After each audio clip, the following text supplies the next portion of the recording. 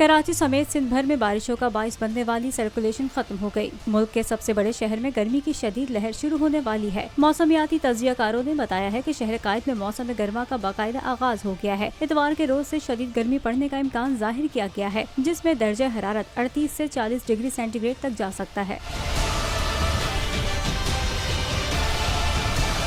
موسمیات کے ماہرین کا کہنا ہے کہ وسطی و بالائی سندھ میں بارشوں کا امکان موجود ہے، تاہم کراچی کو مئی کے گرم اور مرطوب موسم نے اپنی لپیٹ میں لے لیا ہے۔ انہوں نے مزید کہا، مغربی ہواؤں کا سسٹم ملک پر اثر انداز ہے۔ آئندہ چند روز میں مغربی ہواؤں کا سسٹم ملک سے ختم ہو جائے گا، جبکہ 7 یا 8 مئی سے کراچی میں درجہ حرارت 38 سے 40 ڈگری سینٹی گریڈ تک جا سکتا ہے۔ ہوائے نفس کی ہے حکمرانی، لٹیرا کر رہا ہے پاسبانی۔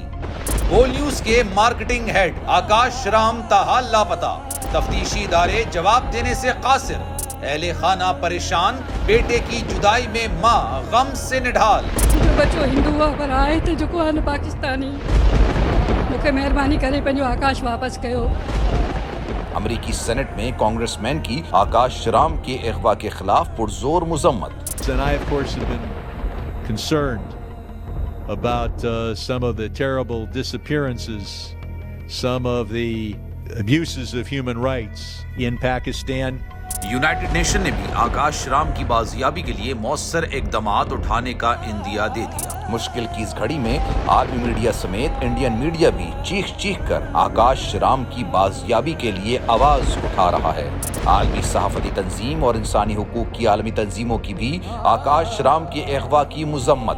اف کیا ظلم ہے، بول انصاف کا منتظر۔ سبسکرائب کریں اور بیل دبائیں تاکہ کوئی خبر رہ نہ جائے۔